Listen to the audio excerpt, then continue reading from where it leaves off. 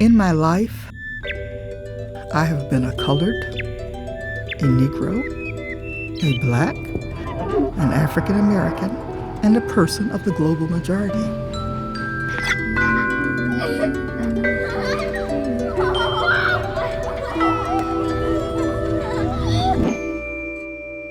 This is my reflection as a colored girl, confronting the realities of traveling during Jim Crow.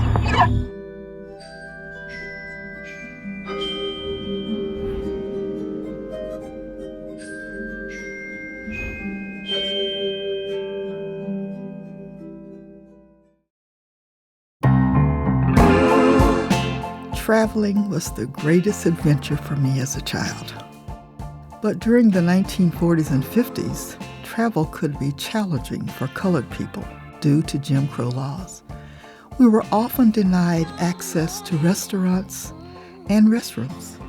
Stopping somewhere unfamiliar could mean humiliation, threats, or violence. So, before any trip, the tires, the engine, and the water tank were thoroughly checked to avoid mishap. Colored drivers maintained the speed limit and always were aware of law enforcement. This was true for my father, who drove to and from Virginia. Without fail, Daddy was stopped for either driving too fast or driving too slowly. He carried extra money to pay the fine on the spot. My family breathed a sigh of relief when he called collect to let us know he arrived. Traveling by bus in Jim Crow meant that colored people sat in the back, which is what I did for 6 years during high school. My hometown didn't have a school for colored students beyond 7th grade. Instead, I went to a colored high school an hour away. I stayed with my aunt through the weeks so I could participate in extracurricular activities.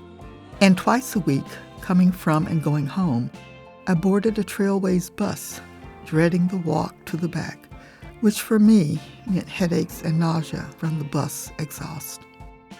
Discrimination even followed us when we traveled north. In 1962, on the way to college in Kalamazoo, we had to sleep in our car because no hotel or motel would accommodate us.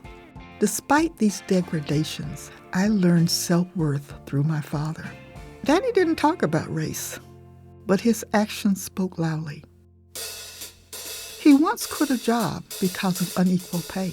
Daddy had learned that a fellow driver who was white made twice as much money as him. So Daddy walked into the office and asked for equal pay.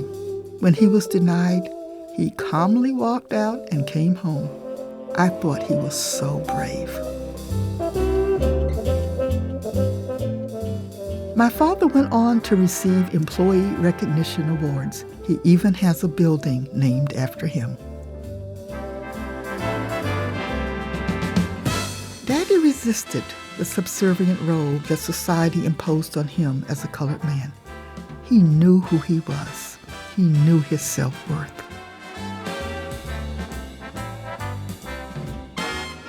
Through my father, this colored girl recognized her own higher purpose.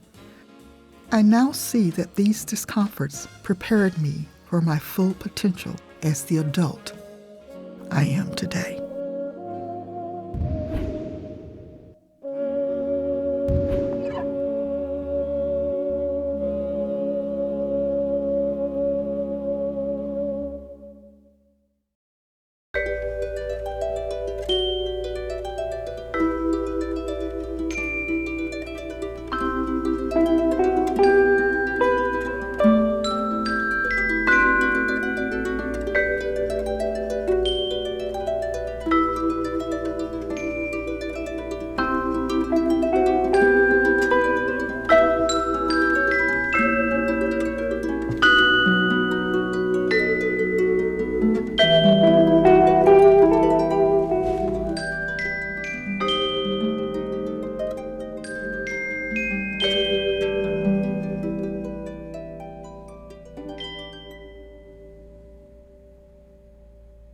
Funding for this program was provided through a grant from Florida Humanities with funds from the National Endowment for the Humanities.